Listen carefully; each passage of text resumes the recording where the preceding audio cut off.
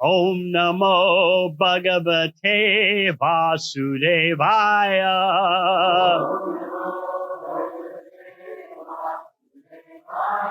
Om Namo Bhagavate Vasudevaya.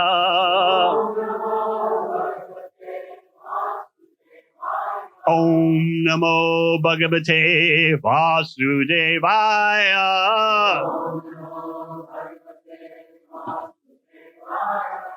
Suto Vacha Evam Nishamya Brigunandana Sadhuvaram Vayasaki Bhagavan Atta Vishnuratam Pratyarcha Krishna Charitam Kalikalmasaganam Vyahartum Arabhata Bhagavata Pradhana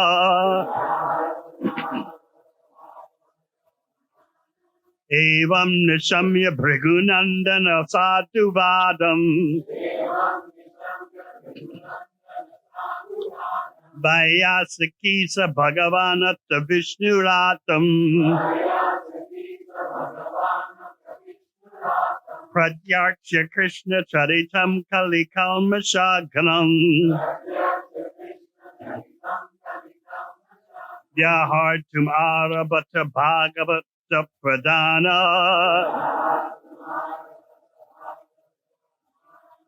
Evam Nishamya Bhrigunandana Sadhuvadam Vayasaki Bhagavan Atta Vishnuratam Pratyarcha Krishna Charitam Kalikalmashaganam Vyahartum Arabhata Bhagavata Pradhana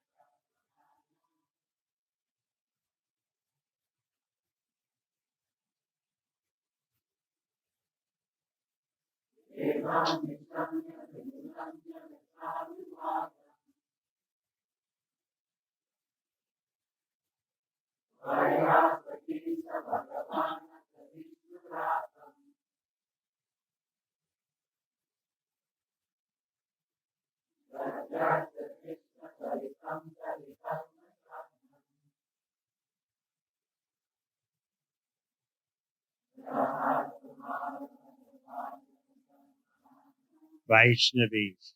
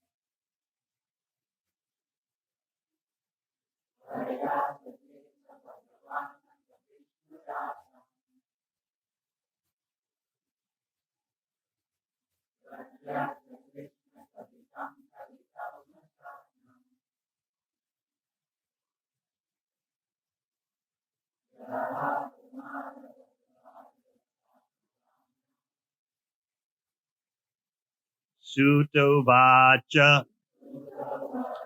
Sutta Goswami said, Evam, thus, Nishamya, hearing, Bhrigunandana, O son of the Bhrigu dynasty, Shonaka, Sadhuvadam, pious questions by Yasaki, Shukadeva Goswami, the son of Vyasadeva. Sa, he, Bhagavan, the most powerful. Acha, thus, Vishnuratam, unto Parikshit Maharaja, who was always protected by Vishnu. Pratyarchya, offering him respectful obeisances. Krishna Charitam, topics of Lord Krishna. Kali Kalmashagnam, which diminish the troubles of this age of Kali. Vyahartum, to describe. Arabhatta, began. Bhagavata Pradhana, Shukadeva Goswami, the chief among the pure devotees. Translation. Sutta Goswami said, O son of Bhrigu, Shonaka Rishi, after Shukadeva Goswami, the most respectable devotee, the son of Vyasadeva, heard the pious questions of Maharaja Parikshit, he thanked the king with great respect. Then he began to discourse on topics concerning Krishna, which are the remedy for all sufferings in this age of Kali. Purport.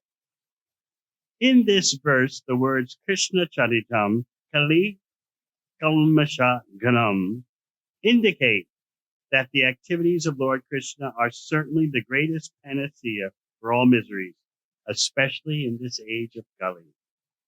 It is said that in Kali Yuga, people have only short lives, and they have no culture of spiritual consciousness.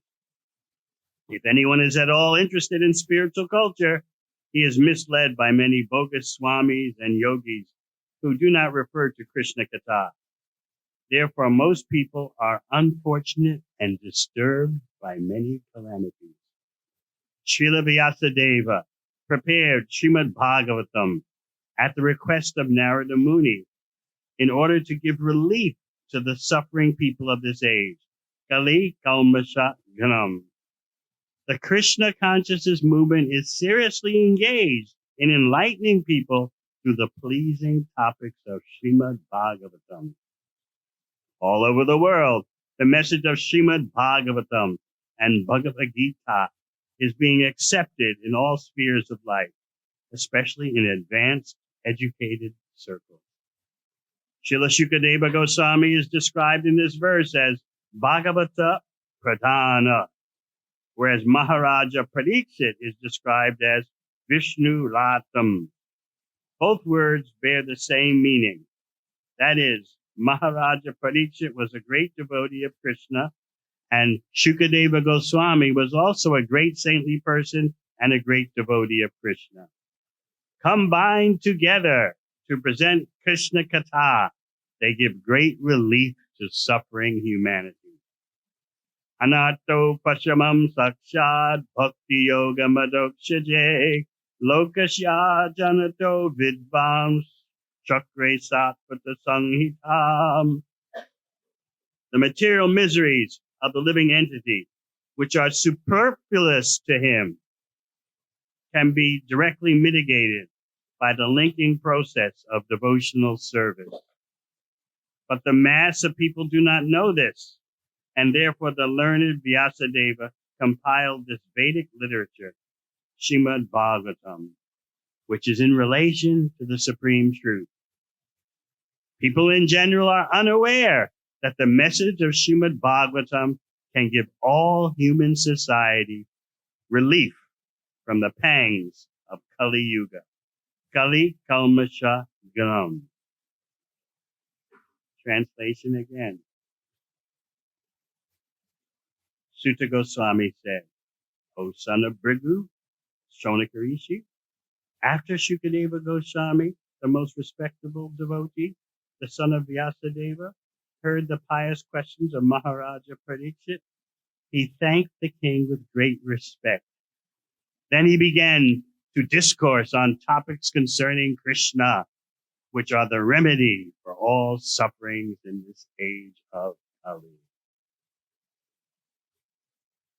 Om Ganachimidandasya Gananjana Shalakaya Chakshun Militang Yena Tasmai Shri Guruve Namaha.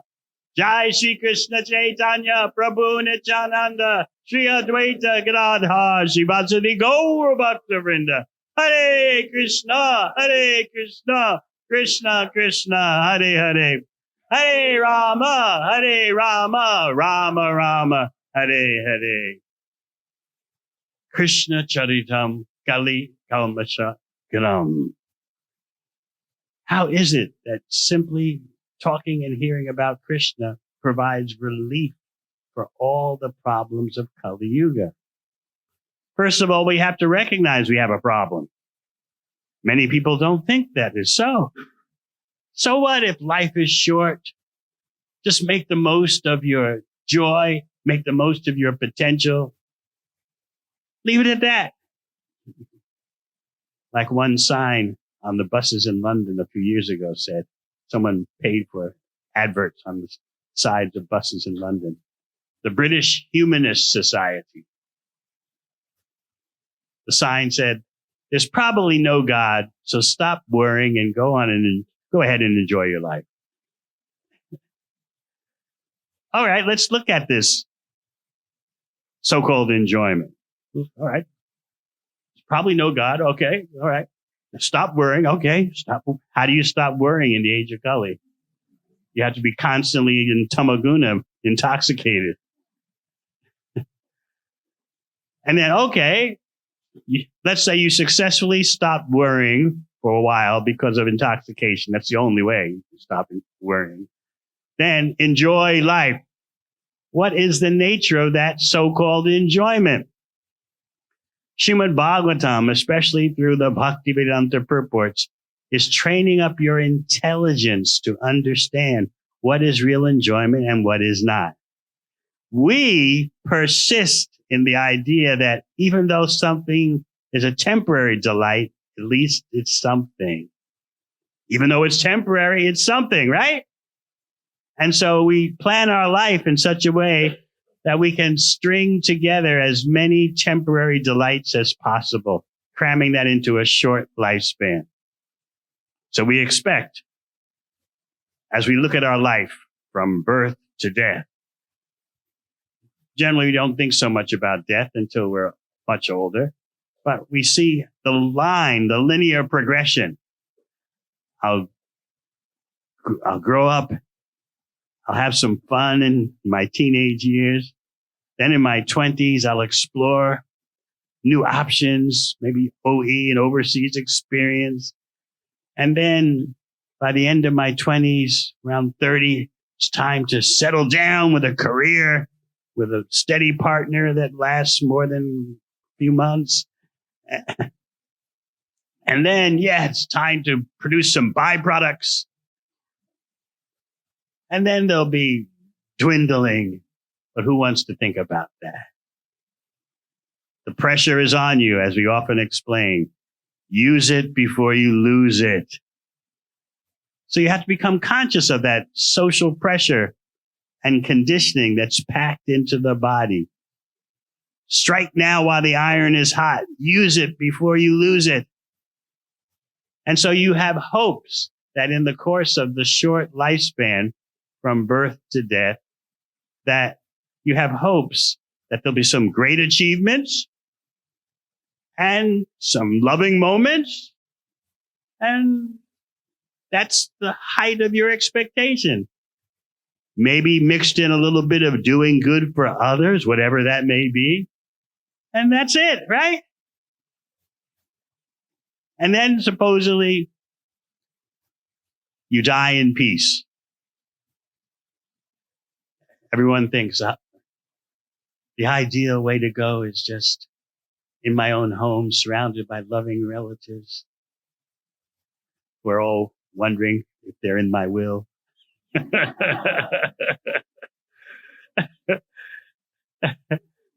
And then you're gone, and that's it. Why worry about it? Before birth, as I often explain, before birth, there was just infinite nothingness. And after death, there'll be infinite nothingness. So there's just this one tiny speck of existence in between, or sandwiched by expanses of infinite nothingness before birth and after death. So there's just this little speck in which you have a being, which you have existence. Why worry about it?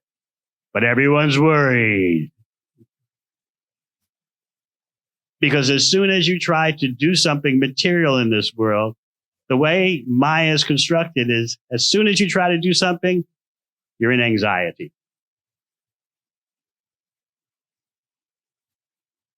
And then the so-called enjoyment itself. You see, well, let's back up. As Prahlad Maharaj explains, the anxiety, the troubles begin even in the plan-making stage, even before you execute your plan for control and enjoyment. Just in the plan-making stage, as soon as you start strategizing, devising tactics, your troubles have already begun. The anxiety is already starting to happen. Will this be successful? Unless you totally intoxicate yourself with false ego. Whatever I do will be successful. But what about the actual activity of so-called enjoyment? There's a very extraordinary mystical paradox. If you can capture this paradox and understand it for what it is, you can save yourself so much trouble. What is that paradox?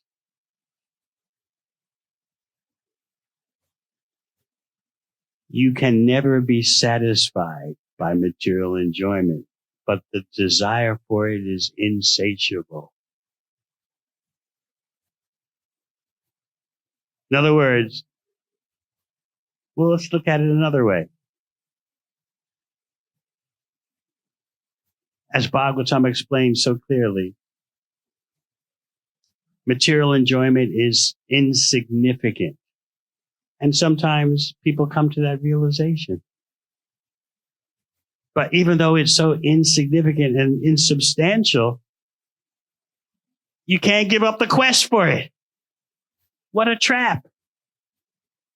Insignificant, insubstantial, but we're addicted in our quest for it. So the more you try for it, even though it's insignificant, the more addicted to the effort you become. You can't give it up. You can't give up the quest. You may say, I've got some realizations. Material enjoyment it's not worth the effort. But then you can't stop. This is why devotional service is so important. You have to do something with your mind and senses. As Krishna explains in Bhagavad Gita, Nahi kaschit chanamapi jatu tishtat jakarmakrit. No one can stop doing anything for a moment. So what are you going to do since you can't stop desiring? You can't stop acting. If you go for material enjoyment, you have some realization. It's so tiny. A little speck is there and it's gone. But you can't stop. This is the paradox. You're on a treadmill. Even social researchers recognize the treadmill of material existence, but they have no solution. They call it the hedonic treadmill or hedonistic treadmill.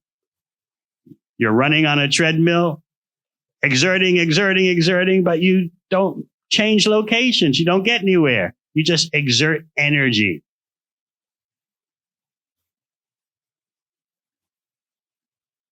Again and again, you try. You see visions of success and fulfillment, even if as measured by external standards, money, social fame, beauty. Even if you get that, it doesn't satisfy you. And so you keep trying, you keep running on the treadmill thinking you're getting somewhere. So if you can capture, isolate, put it under a microscope, this deadly paradox that material enjoyment is insubstantial, but I can't give up the quest for it. I have to get off the treadmill. So bhakti is more than just about getting off the treadmill. It's about becoming attached to Krishna. And that's why Vyasadeva compiled Srimad Bhagavatam under the order of Narada Muni. Shukadeva Goswami has spoken it. Sutta Goswami was in the audience. And now Shonaka Rishi is heading the sages at Naimisharanya and asking questions to Sutta Goswami. You were there when Shukadeva spoke. Please explain to us. So therefore,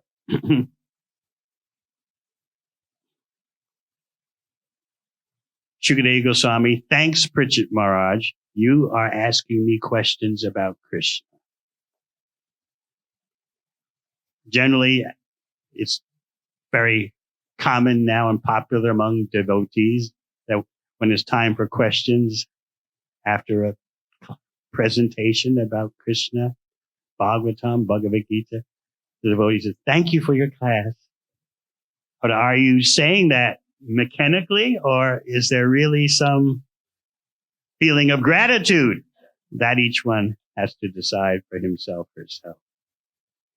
To hear about Krishna is the greatest benediction. And so Shukadeva Goswami, with great respect, his heart's into it. He's thanking Pritchett Maharaja. You're asking me questions about Krishna. In other words, by your questioning, you're giving me a chance to give the only remedy for all suffering in this age of Kali. Kali, Kalmasha, Ganam. But we're back to our original point. Is Kali Yuga really that troubling? I mean, there seem to be some devilish delights available. So what if it's just temporary? This is the mindset. So what if it's temporary? Get something. And then who knows what happens after death. Just live the full potential of your life. Act on your full potential. That's what it's all about. Find some joy in your own way. Be a humanist. The human potential, individually and collectively, should occupy you. That's your quest. And why this talk about hearing about Krishna? Even our devotees may wonder, well, we got practical problems down here on the ground. Work, finances, relationships, you name it. And yet we're told that hearing about Krishna solves all problems. But what is the root of all the problems? That we have to understand. What we take as routine is actually a big problem, the biggest problem.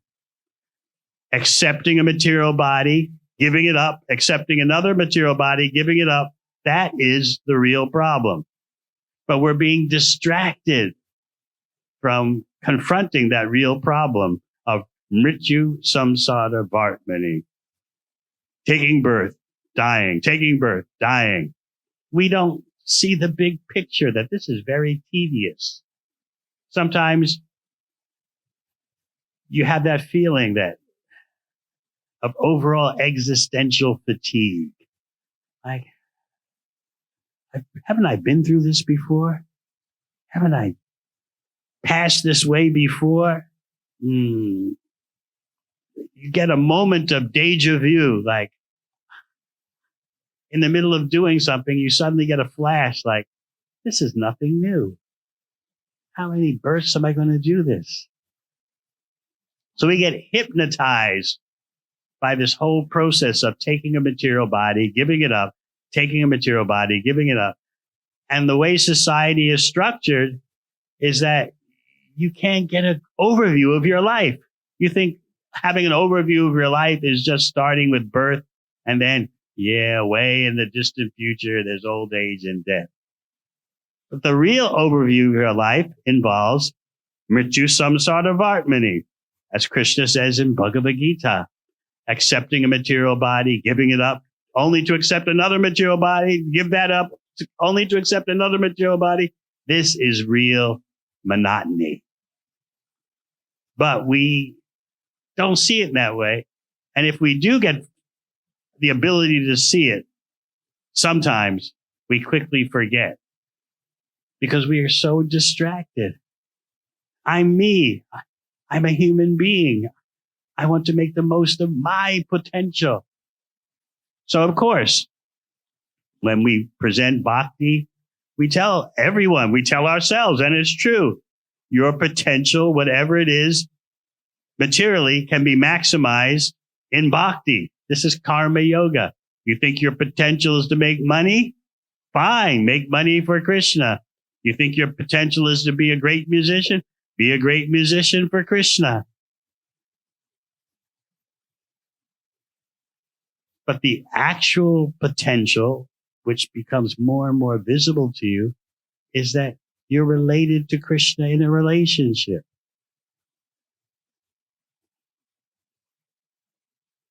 We were speaking about Mother Yashoda and Krishna. Krishna has childhood pastimes because some devotees want to love him in that way. Some want to love him as in romance. Some want to love him as friends. Some as servants. So Krishna has his leelas, his pastimes to please his devotees who are related to him in different ways with different flavors. So we left off previously about Trinavarta. He's fallen from the sky. Remember, Krishna wanted to play. Krishna wanted to ride high in the sky. It's high enough in the sky that the ladies in the heavenly planets could get a glimpse of his beauty. And the fragrance of his body would spread throughout the higher planets. And then time to come down because all the Brijbasis are in agony. So you might say, well, how can there be agony in Krishna's abode? But that agony is not material. It all brings you closer to Krishna. So Krishna knows what he's doing. He's increasing everyone's love, and he's also killing the demon at the same time. So you know how Krishna became heavier than the heaviest. Trinavarta couldn't bear the burden, and simultaneously Krishna had Trinavarta's neck in his grip, squeezing it tightly, so tightly the demon could not flail his arms and legs. His eyes were popping out. So Krishna forced him out of the sky onto the ground by Krishna's assuming such a heavy weight. So there was a competition of mystic power. Trinavarta, he's an asura with mystic power. He could take the form of a cyclone. And Krishna also has mystic power. He's Yogeshvara, the master of all mystic power, or Yogeshvareshvara, the master of the masters of mystic power. So now out from the sky falls Trinavarta on his back. He lands on a stone slab in a stony area. We explained the other day, Krishna is very, very precise. I don't want you falling on any houses in Mahavan, and I don't want you falling in a way on the ground that you stampede the cows and the cows make the ground muddy with their hooves. So you're going to fall on stone. So there is Trinavarta dead on a stone slab. And little Krishna, this Krishna's about 1 year old. But because he's Om Purnam, perfect and complete, he has all his powers intact. His powers don't depend on his growing up.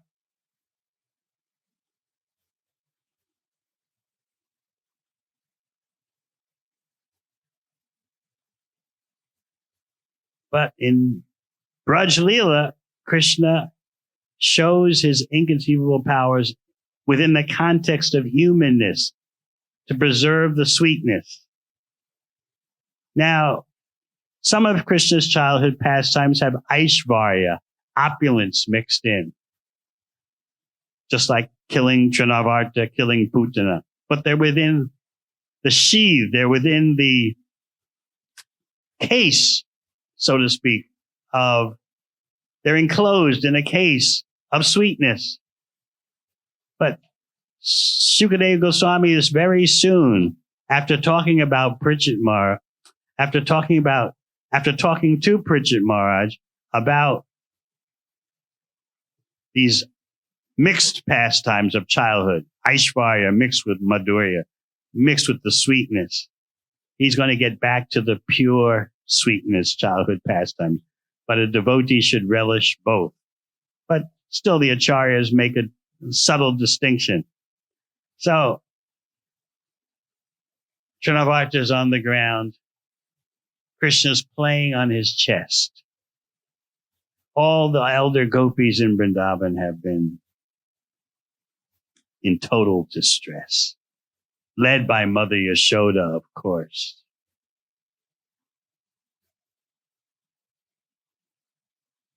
But Krishna has returned. It's like Krishna's returned from the dead as far as the Brajvasis see it. And what is Krishna thinking?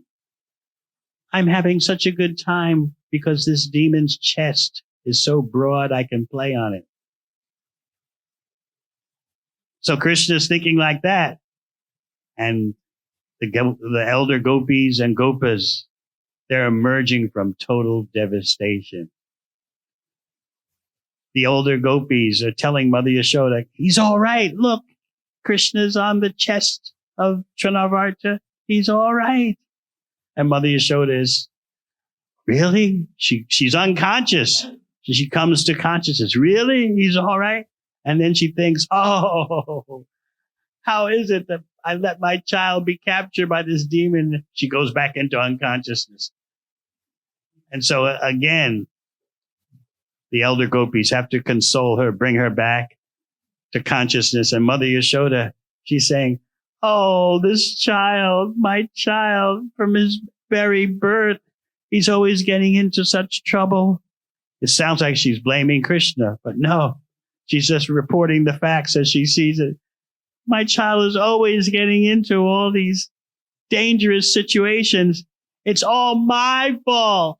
I put him down on the ground and left him there. Remember, Krishna was being nursed by his mother, and then Krishna knew Trinavarta's coming. I don't want my mother caught up in my being kidnapped by the cyclone, and I want to ride in the sky on the cyclone. So he became heavier than the heaviest, so that Mother Yashoda, inconceivably, under the direction of Yogamaya, had to put him down. And then she went She put him down on the ground and left to do something in the house. In that moment, Trinavarta came. So now Mother Yashoda is lamenting. It's all on me. I will never, ever, ever put the child on the ground and abandon him. So then, after she's calmed down a bit, the residents of Vrindavan start talking that, this demon was killed by his own violent program. The weight of sinful activities has killed him. And Krishna is saved because of pious activities of the Brijvasis. And therefore, Narayan killed the demon. Somehow or other, the Supreme Lord Narayan killed the demon and saved our little Krishna. So from the external point of view, it was because of the pious activities of the residents of Vrindavan and the sinful nature of the demon that brought about his demise. He was crushed by the weight of his sinful activities. But if you want to go deeper into the situation, they thought it's because of Lord Narayan has protected Krishna. And then the men also started talking that, yes, we must have done a lot of pious activities, a lot of punya. We must have built a lot of roads for the public, planted trees on both sides of the roads to give the people shade as they walked on the roads. We must have dug wells so people could drink. These are all pious activities. Punya, good karma, done for the benefit of the people. So the doer gets good karma. We must have done all that.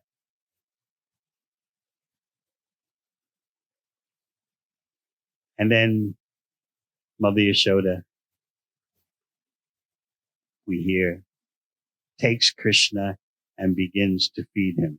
But actually there's a gap in time. The Bhagavatam commentators explain that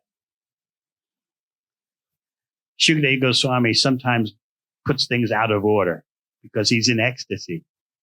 So it's not that immediately after the killing of Trinavarta and all the Brijvasis trying to figure out how did this happen, that Mother Yashoda has this instant of giving her child milk, and then she sees something in his mouth, in his belly. It's not immediate, but it doesn't matter. Because in spiritual pastimes, there's no past, present, or future. So we're accustomed to thinking, well, this should happen, then that happened, chain reaction, then that, and then that. It's not like that with Krishna's pastimes. So anyway, Mother Yashoda has Krishna, little Krishna, he's around 1 year old or so, on her lap. And she's feeding him. And because of the affection of the situation, Krishna is little sleepy. He's on her lap being fed. He's basking in the affection of Vatsalya Prem, the parental love of his mother. And as she's feeding him, she can look in the little mouth of Krishna and count the teeth. I guess that's one of the thrills of motherhood. Any mothers here can verify. Looking in the mouth as you nurse the child, counting the teeth. But Krishna is thinking, my mother has been so worried about me, from Pugna to Shakatasura, the cart demon, to Trinavarta, the whirlwind demon. She's so worried about me. I got to show her something that I'm okay. I've got to show her that I've got powers. At the same time, Krishna doesn't want to, so to speak, blow her mind too much. He doesn't want her to forget that she's his mother. But he wants to show her something. And so while she's feeding him, she looks in his mouth or the belly. The acharyas vary in whether she's seeing in the mouth or the belly, but the point is, through the mouth, She could see the belly. Lord Brahma says belly. Shukadeva Goswami says mouth. But it depends on your vantage point. She's looking in the mouth, and Krishna lets her see what's in his belly. And what does she see? She sees the whole universe.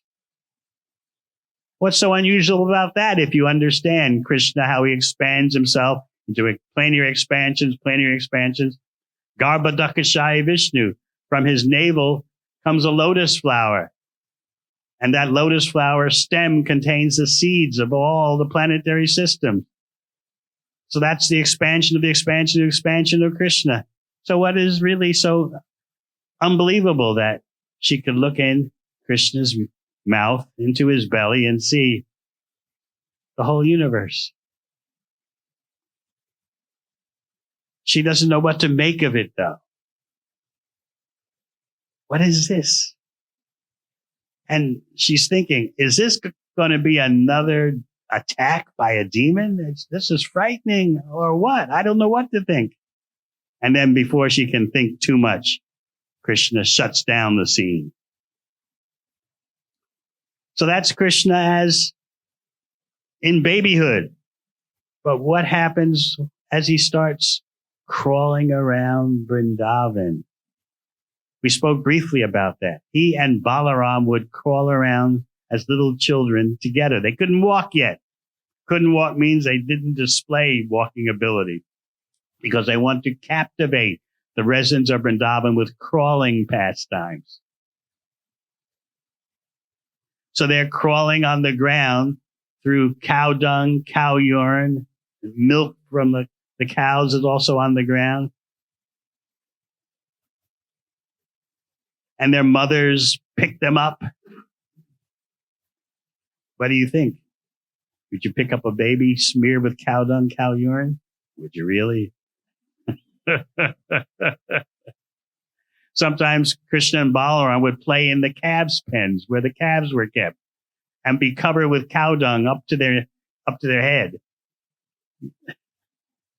But the mothers wouldn't hesitate to pick up the children, and put them on their laps. Sometimes Yashoda and Rohini would switch. Yashoda would nurse Balaram and Rohini would nurse Krishna. The little boys did everything together. They ate together. They slept together. Everything together. That is until Krishna is older. And then he starts to emerge as the prime initiator of pastimes. And Balaram assists. But when they're infants, they do everything together. We explain how they see some calves and they grab hold of the calves' tails and the calves frightened. They start running and Krishna and Balaram hold on tighter to the tail and the calf becomes even more frantic. They're still crawling on the ground. They don't walk yet. And they hear ankle bells because they have ankle bells and they hear the ankle bells of others and they think, oh, it's our mothers. And they crawl up to such persons and then, you're not my mother. They think they are frightened. They run, they crawl very quickly back to their real mothers. Sometimes strangers would enter and Krishna and Balaram crawling on the ground would think, oh, it's our parents. And, oh, you're not my parent. And crawl very quickly back to Mother Yashoda and Rohini. In this way, iti drik salila bir ananda kunde, as the Damodarastic prayers say, they're plunging the inhabitants of Vrindavan by these childhood pastimes. They're plunging the Brijvasis in pools of liquid ecstasy. Very beautiful description.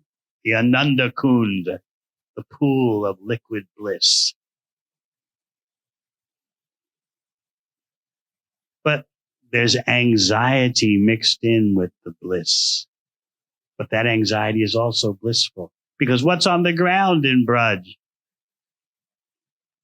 Swords, other tools, and they're also animals with claws, monkeys, dogs, cats.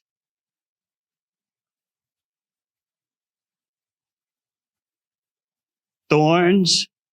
So Mother Yashoda and Rohini are in a constant state of anxiety about their children. So we explained before, yes, in the topmost portion of the spiritual world, there's heaps of anxiety, but it's all focused on Krishna, Krishna's well-being, Krishna's comfort, Krishna's pleasure. Therefore, the anxiety is non-material. It's the peak of spiritual bliss.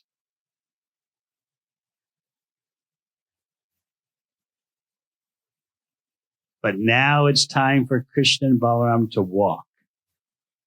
And that's the start of mischief pastimes. Entering people's houses and stealing butter and yogurt, feeding it to the monkeys. And when the monkeys won't eat anymore, Krishna says, what's the use of these milk and yogurt and butter? Not even the monkeys want it anymore. He had various techniques now that he and Balaram could walk. They would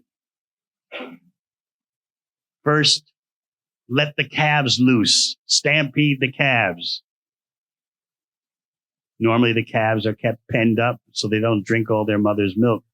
But Krishna and Balaram would let them loose at people's houses, and then the adults would have to chase after the calves to contain them. And while they're chasing the calves, Krishna and Balaram would enter their house and plunder the milk products. Sometimes they would have cowherd boyfriends, little cowherd boyfriends, all just learning to walk, who would be spies, letting Krishna and Balaram know, so-and-so has just left their house. We can break in, steal butter and yogurt. So Krishna had two ways of stealing butter and yogurt. In your face, doing it right in front of you, and doing it stealthily. So when he was doing it in your face, right in front of you, he would just grab the butter, yogurt, start eating it, and then you'd be apprehended. What are you doing? Why are you in my house stealing this butter? And Krishna would just look and smile.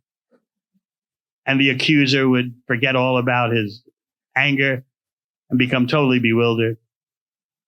Other times, Krishna would do it while no one is looking. He would steal butter. So Srila Prabhupada in Chaitanya Charitamrita makes the point in one purport that how do you expect people to understand Rasa Leela if they can't understand Krishna as Makanchor, the butter thief? What is this? Your Supreme Personality of Godhead is a thief? They can't understand that. How can they understand Krishna dancing in the middle of the night with what seem to be others' wives? So even presenting Krishna as the butter thief, you have to be careful, because people will apply ordinary mundane morality to Krishna when Krishna is morality personified and everything belongs to him. Everything is his energy. So sometimes when the cowherd people would complain to Krishna's mother that he keeps stealing our milk products, our butter, our yogurt, and if he doesn't find any butter or yogurt to steal, he pinches the babies and makes them cry. And besides that, he threatens, you've got all your butter and yogurt locked up. You're keeping it away from me. I'm coming back tomorrow morning with a fiery coal in my hand. I'm going to burn your house down. An infant arsonist. Sometimes he and Balaram would become angry. Where's the milk? Where's the butter? Where's the yogurt? We don't find any in this house. And so they would pass urine on the floor in the clean area of the house. It's a pastime, the acharyas explain, because Krishna doesn't pass stool or urine, but he creates such an appearance as a pastime. So the people are all complaining to Mother Yashoda about this. but they're really pleased by being able to talk about Krishna. But they present these incidents to Mother Yashoda as complaints because they're actually thinking, you're in your house all day. You don't see Krishna and Balaram roaming throughout the neighborhood causing havoc. So we want to tell you so you can enjoy, just like we're enjoying talking about it, seeing it. We want you to hear about it. And in this way, you'll also enjoy because you're missing out. You're in your own home all the time. We're up and about. We see what's going on in the whole village. So we're going to present this account to you, the crimes of your child. While they're complaining to Mother Yashoda, sometimes Krishna is right there. And so Mother Yashoda looks at Krishna like, you're doing all this? And Krishna just smiles innocently. And everyone, even the complainers, forget their complaints.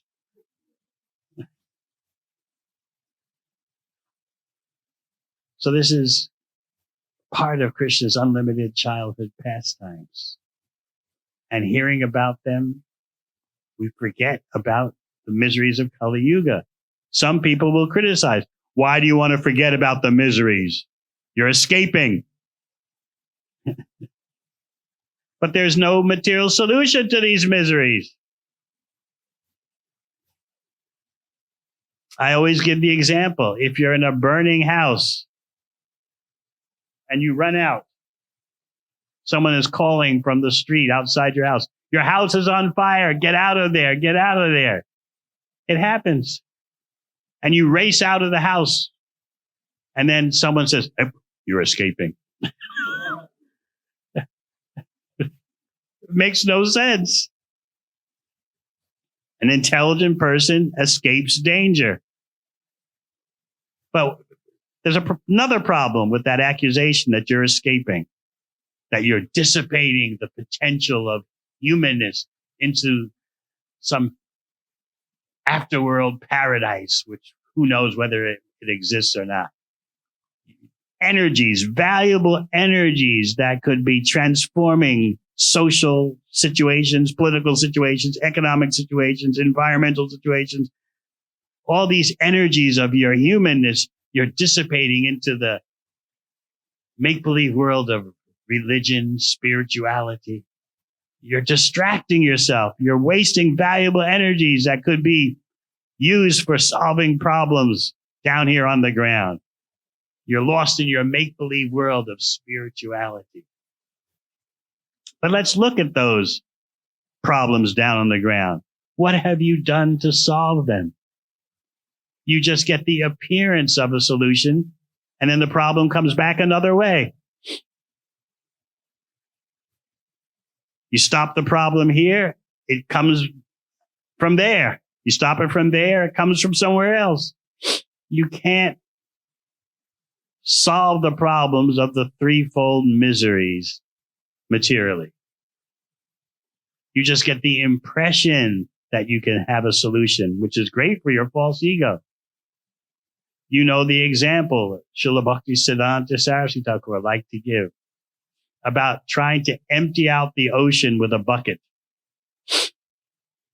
You may say, here's my bucket. You can go down to the beach in Otaki with your bucket and try to empty out the ocean.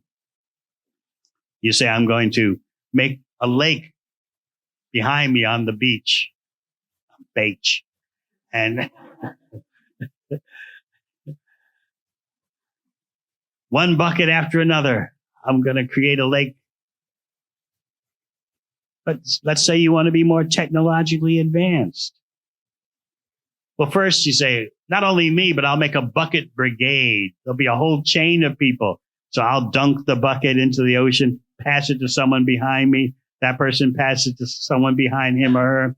And finally, the person at the end of the chain pours the bucket onto the ground.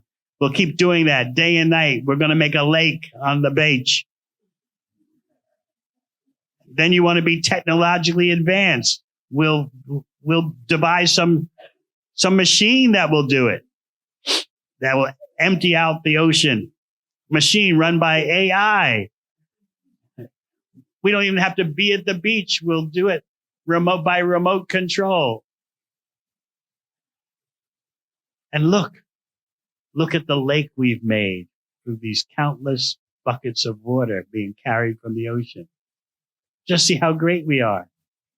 Just look at the machine we've made, artificial intelligence for running the machine, for emptying out the ocean. How great we are. Look at that lake. But then when you look back at the ocean, what do you see? It's still there. You haven't made any impact at all. You just put in so much effort. But you're proud of that effort.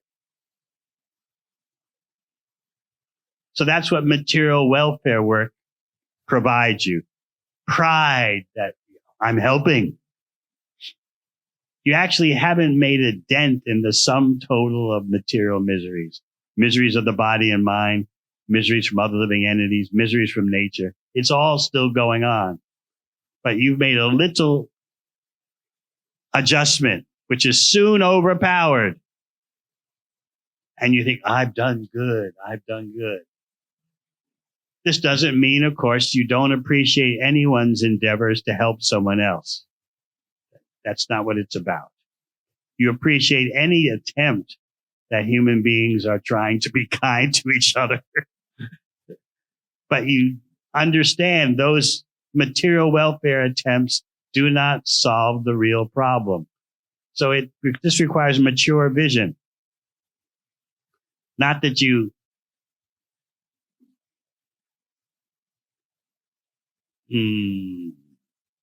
denigrate or put down persons who are trying to help others. But at the same time, you have to point out, you don't know what the real problem is. You haven't gotten to the root of the problem. So this requires some maturity.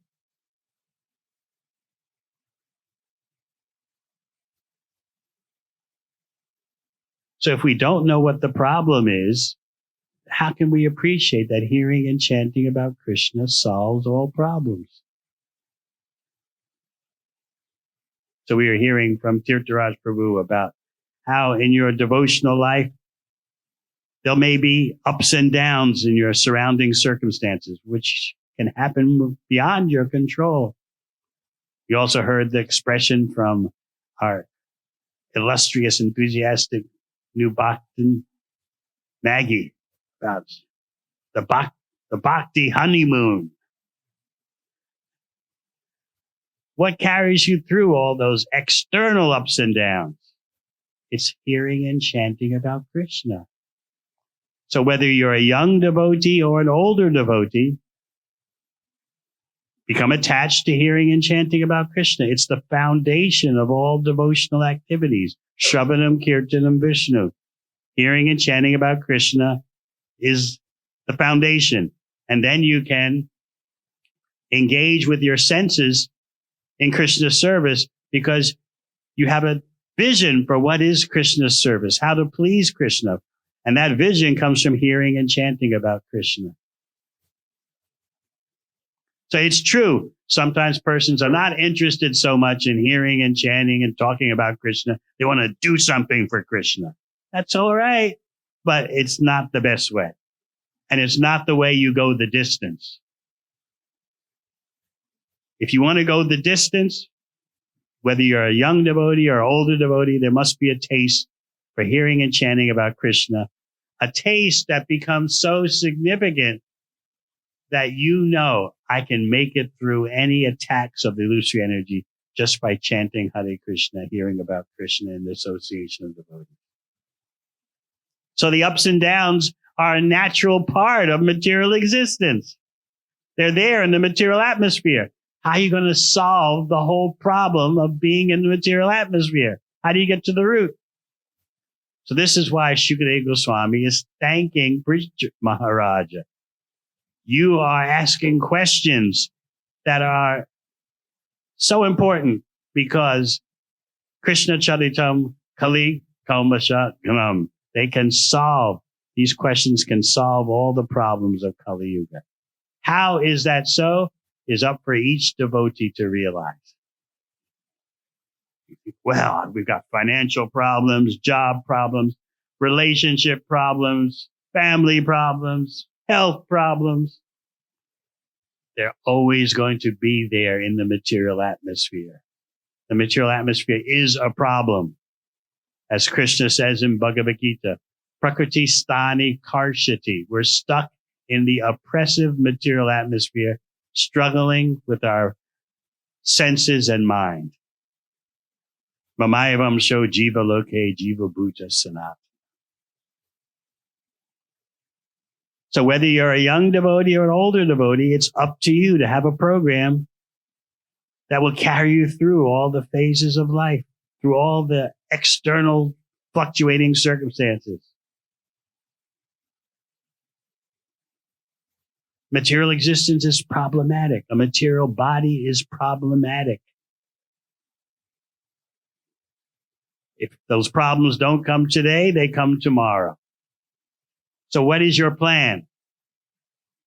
As Tirtharaj Prabhu was saying, you have to have a plan to make it through those fluctuating material circumstances, because otherwise the fluctuating material circumstances will make you think, my spiritual life should fluctuate also. There's no other option. I'm overwhelmed. One final point. Srila Prabhupada gave the example of a boat being on a lake and someone standing in the boat, which is on the lake. And the wind is making the lake have waves. And so the boat is rocked. And so the person standing in the boat may think, I'm being rocked. But actually the lake and its waves are just rocking the boat. But because you're identifying with the boat, you think, I'm being rocked. So through proper practice of devotional service, you begin to see the distinction between the person standing in the boat and the boat that's being rocked by the waves. And you start to stop thinking that I'm being rocked. You start to be able to see the difference. And that's what attentive chanting will do for you. Yes, there are waves and the boat's being rocked. We can't deny that. But you start to be able to see that it's not my spiritual life that's being rocked. Or if you feel your spiritual life is being rocked, you have that perception, you know what to do. Just like the word sama means peacefulness, equipoise, equilibrium. In the 11th canto, Krishna explains that the real essence of peacefulness and equanimity is that your mind is absorbed in Krishna. Then you can handle any circumstance.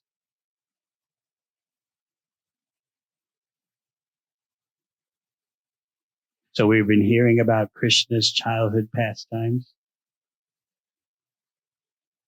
how he puts Mother Yashoda and Rohini in total anxiety, he and Balaram, how the residents of Vrindavan delight in reporting about Krishna's mischief. And remember, if you can't understand Krishna as Makanchor, the butter thief, what hope is there for you to understand Rasa Leela? So even presenting about Krishna stealing butter, we're very careful. The Brijbasis complain, but in a loving way, to stir up the rasa. They say, because Mother Yashoda says, why don't you just give Krishna and Balaram the milk product so they'll stop stealing? And the Brijbasis say, we can't even do that because if unless Krishna steals it, he's not going to eat. If we offer some butter to him that he hasn't stolen, he won't accept it. He likes stealing. And later, besides stealing butter, as a teenager, he's going to steal hearts. He likes stealing. So we just can't feed him and get him to stop doing mischief because he wants to steal it. And then he'll eat. And why should Krishna be stealing butter when his belly is always full? Mother Yashoda keeps him full of all the best food. But this is Krishna enjoying the nectar of childhood pastimes, doing mischief. Everything is his. He's giving pleasure to his devotees. They're complaining, but they love it. They love to see it, talk about it. And as we said, they're telling Mother Yashoda, you're missing out. You don't know what your child is doing on the other side of the village. We see it. We're reporting to you because we want to put you in bliss too. All right. Any questions? Yes.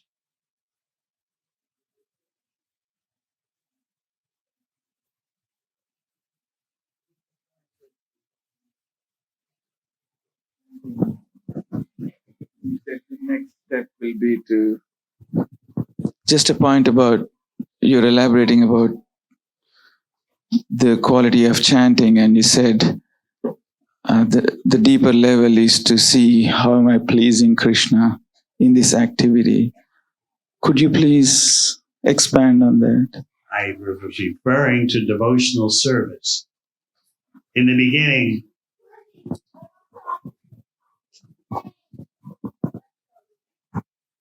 thank you.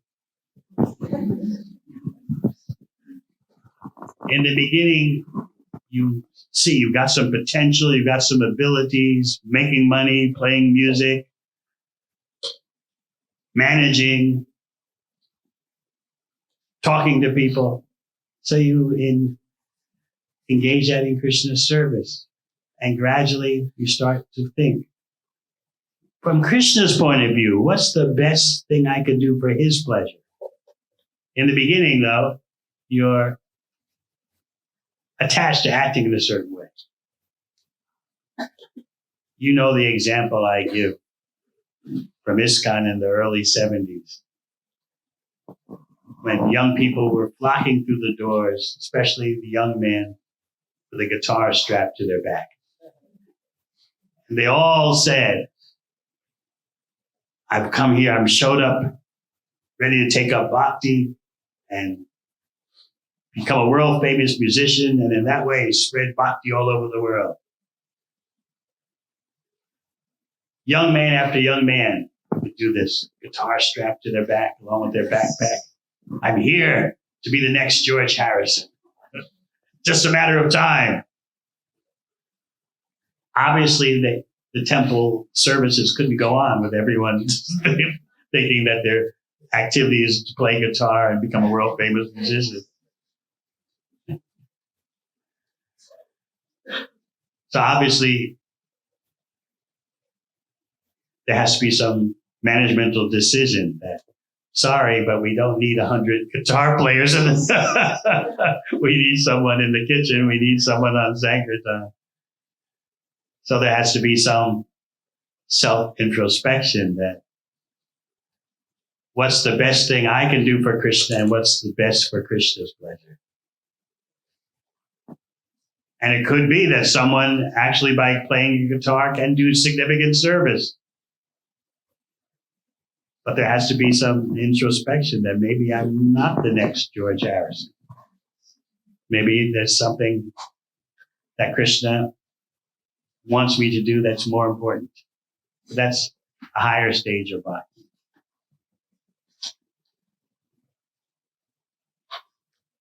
Anything else? Yes.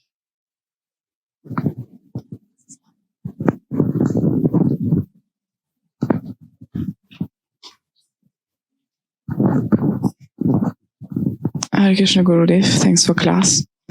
You were mentioning today. You really mean it? I do. Thank you. You mentioned today and also 2 days ago that it's every devotee's individual responsibility to become attached to Krishna's name, form, pastimes, and activities. And so far, I consider that I'm not really qualified for this kind of attachment for spiritual emotions.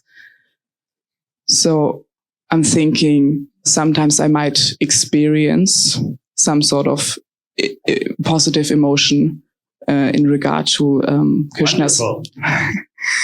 But then I'm wondering, is that actual spiritual? Is that a spiritual experience, or is it just my mundane sentiments? you're engaged in Krishna's service, you're following the bhakti process, you will have your realizations given by Krishna. Even in the sadhana stage of do this because you must, you get glimpses of what is the ultimate goal. The acharyas explain that even in the beginning stage of bhakti, there's the fragrance of Krishna praying.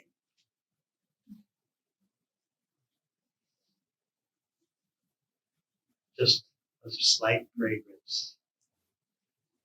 So as we were hearing Tirtharaj Prabhu explain the other day, a famous example of the unripe mango and the ripe mango.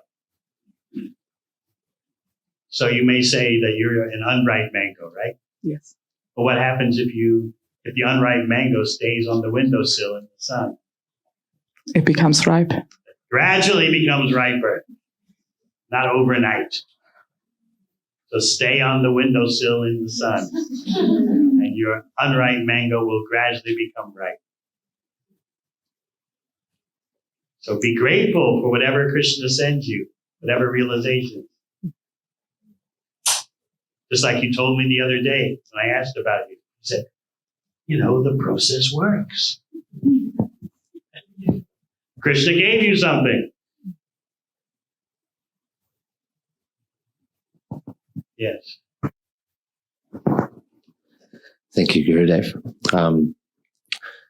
When cultivating people, for example, I've shared your book with someone, and he is quite a happy-go-lucky kind of personality and spiritually inclined, but found it to be doomsday talk, like you were saying before, the reality of the material world. So could you shed some light on how to get people past that? That's why prasad distribution is so important.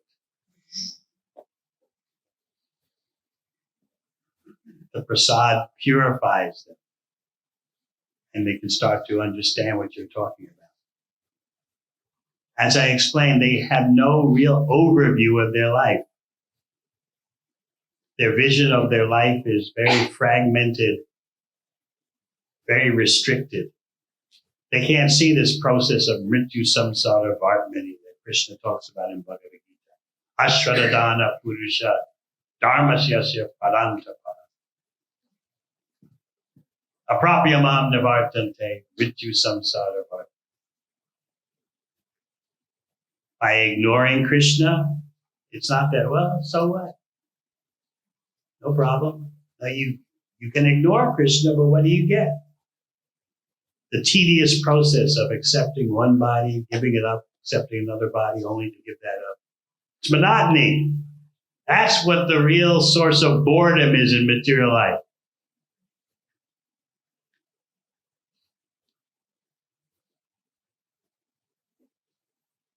A devotee properly situated in bhakti may feel many different agonies and ecstasies in devotional service. Sometimes even you're misunderstood by your fellow devotees.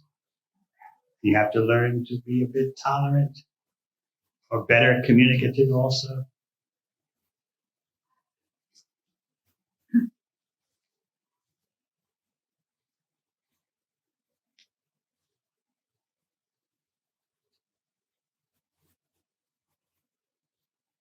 So yes, people don't like hearing about the threefold miseries. But that's part of general education to be a human being. So if they don't want to hear, give them some prasad. Give them a book. They may not read it right away. But like we were hearing last night, persons got books 20 years ago and then lost them and met a Sankirtan devotee. Oh, I always meant to read this book that I had on my bookshelf, and then it disappeared 20 years ago. I was speaking to one person whose occupation was a house mover. Is that what you call them here? And he said, look, let me tell you what I've seen. I'm a house mover. I know what's in everyone's house in New Zealand. I've moved people on the South Island, on the North Island, been everywhere, shifting houses, helping people shift houses, moving their contents. Let me tell you what I see. Everywhere I go, I see this book, Bhagavad Gita. I see it in all the houses. What's going on here? So I told them, well, it should be in your house too.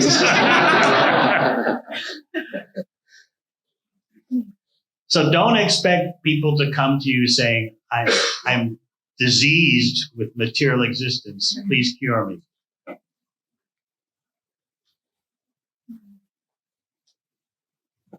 Figure out some way to engage them in Krishna's service.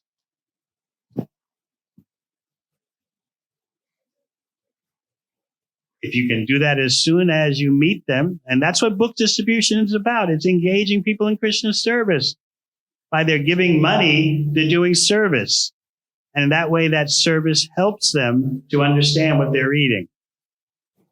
So we're always trying to engage people in devotional service. Even taking prasad is service. Prasad seva. So whether with their energies, with their wealth, with their words, with their intelligence, some other engage them in Krishna's service.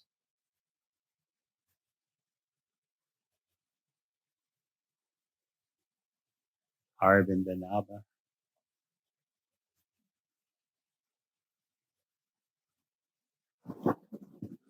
Thank you, Gurudev. You were saying about how we want to do a service that Krishna wants us to do, and we may feel That's our aspiration. So we may feel that we're making progress towards that, or doing something that is pleasing to Krishna, but we also can develop a desire to do something else, or a tendency to want to jump to something else. So I'm just wondering how you can develop a steadiness in the service that Krishna has given us. That requires desire. What's the best thing I can do for Krishna's pleasure? By jumping from this service to another, do I actually increase Krishna's pleasure? Maybe there are other practical considerations. Family considerations, financial considerations. But your ultimate goal that's pressing down on you at all times is, how can I best be of service to Krishna? If that means sticking where I am, let me stick where I am through thick and thin. The grass is always greener, as they say, on the other side. Whether in terms of your job, in terms of your devotional service, in terms of your partner, it's always greener on the other side.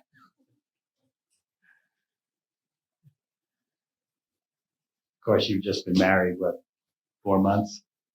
Yes. So the grass is still green on your side.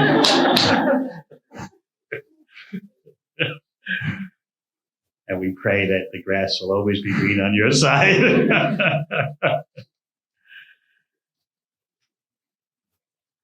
Of course, with a wife who dances in kirtan like your wife. That's one of the best indicators of the grass being green.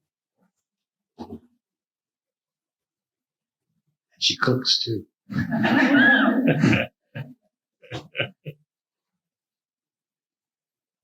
Anything else?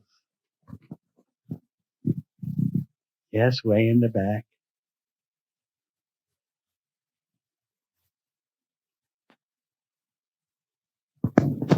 I had a question about your class that you gave 2 days ago, where you mentioned Krishna's energies in his Bal Leela. It is suppressed. I was wondering It is what? Suppressed, like inside of him, wanting to display his opulence. Yeah, his yeah. It's there, but he doesn't want to upset the parental devotion of his parents. I had a question about, are they personified? similar to how Maya and Yogamaya are? Definitely. In the spiritual world, there's nothing impersonal. Everything is a person. The rivers, the water, the trees. Are they like souls or are they expansions of Krishna? Everything is an expansion of Krishna ultimately. He's the cause of all causes. Sarva Karna Karna. So yes, within Krishna, his Aishwarya potency says, I want to do something for Krishna. I want to show myself. So therefore, Trinarvata comes. And Krishna gets a chance to ride in the sky and enjoy. While all the residents of Vrindavan are in total agony. But it's not actually agony as we materially know it. You heard that, right? It's ecstasy. Where is Krishna? Oh no, Krishna, Krishna. Ah. They become more attached to Krishna. Their love for Krishna increases. So when Mother Yashoda looks in Krishna's mouth and sees the whole universe, her prem, her love is not disturbed. In fact, it's increased after a bit of a speed bump. Like, what is this? What am I seeing? Does this mean another demon is coming to attack? That's just a split second. And then her love of Krishna multiplies. Oh, it's just my child. I don't know. I guess my child has special potencies. Anyway, he's my child.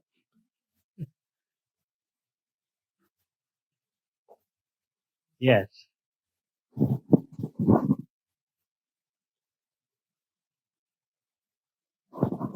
Thank you, Gurudev. I was wondering, when I'm trying to help people with their material goals, then I guess I feel kind of ingenuine because I know it's not the ultimate solution to their problems. So I was wondering whether you could say something on that. That's very good that you understand the limitations of what you're doing. But you need some kind of occupation. So why not have an occupation that helps people with kindness and therapy, even though you know it's not the ultimate solution? You need an occupation. And they're giving you financial remuneration, which you're using to support a bhakti lifestyle. Hopefully using it to help others have a bhakti lifestyle. Otherwise, what do you propose to do?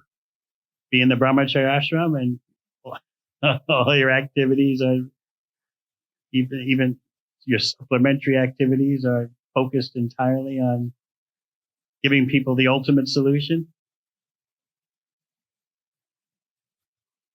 Gradually, I predict you'll figure out through your hypnotherapy, you'll figure out a way how to give them a little Krishna. Take some time.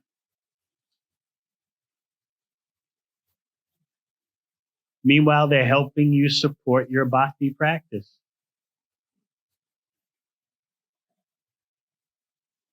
So you're not being ingenuine. You know the limitations of what you're doing, right? If you didn't, then we would think there's a problem. I'm giving the ultimate solution. When I hypnotize them, all their problems are solved. You don't think that, right? But gradually, Krishna will give you intelligence, how to give them a little something about their ultimate situation. And I predict some will notice, hey, what else are you into? You're kind of a different guy. Some will start to ask questions. Maybe they're already doing that. And then you can say, well, if you ask me personally, here's what I do.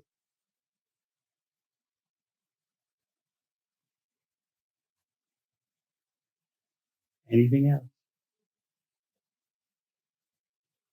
Oh, Dinanath has a question. Sorry, I didn't notice your auspicious presence. Yes, do you have the microphone?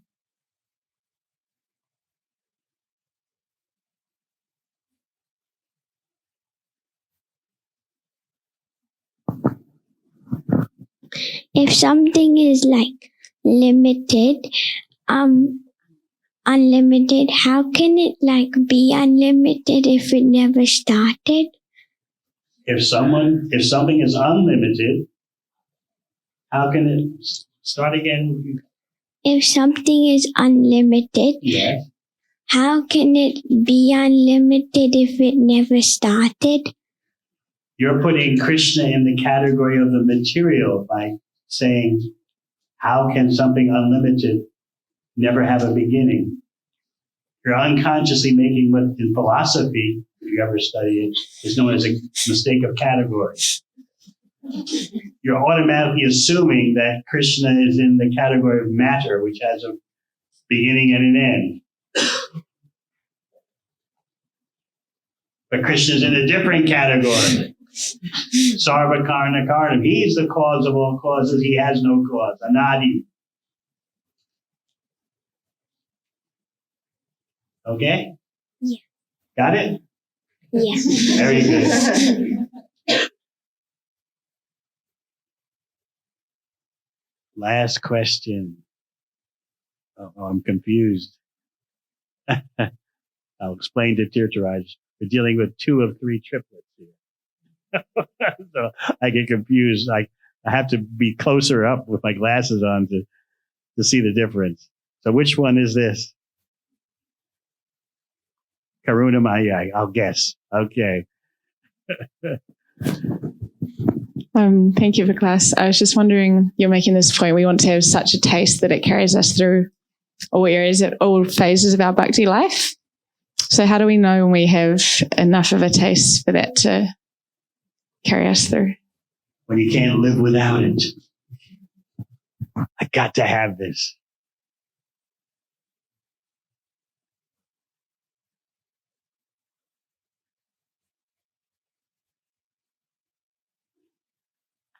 That's what, in its fully developed stage, that's what Pritchett Maharaj is feeling.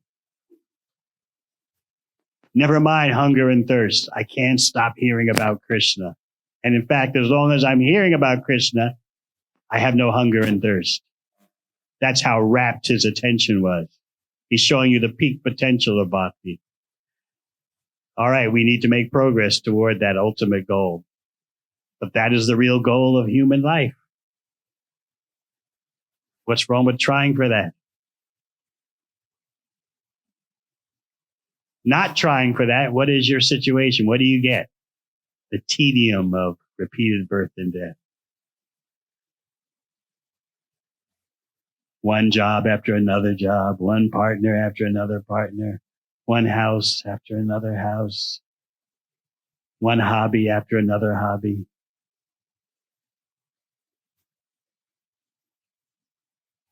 It's very boring. But we look for some magic moments, and that makes our life successful. I've had a few magic moments when it all just seemed to click. Well, where's the moment? Where's the magic moment now? Well, I've got plans. I'll have another magic moment if I just keep planning, setting the right goals, visualizing the goals.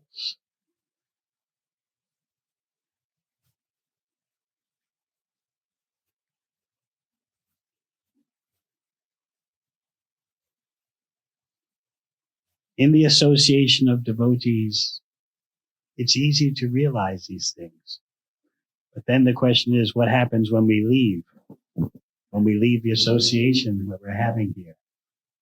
So that's also a pursuit, how to find and keep quality association that reminds you of Krishna. Reminding you of Krishna doesn't simply mean idle existence. Oh, what are you doing, Prabhu? I'm just remembering Krishna.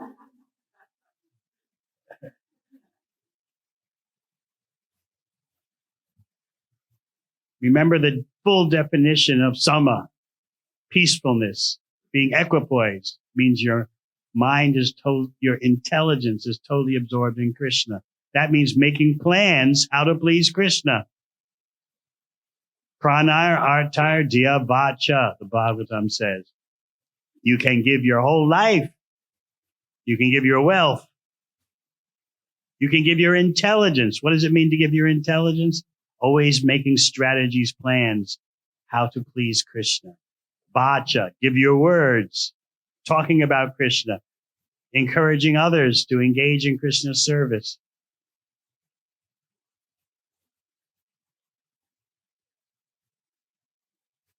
So this Recharge Festival is designed with the goal, hopefully, to impart to you encouragement and inspiration in your daily attempts throughout the year for pleasing Krishna with whatever you have. If you can give everything, that's wonderful. Do something, though. That's why Bhagavatam says, Pranar Artar Diya Vacha. Best give your whole life. Can't do that. Give some of your wealth. Can't do that. Help make plans how to spread Krishna's mercy. Vacha, your words. Talk about Krishna to others. Talk about Krishna to your associates, to your family. There's always something you can do. The more, the better. Thank you very much. Hare Krishna.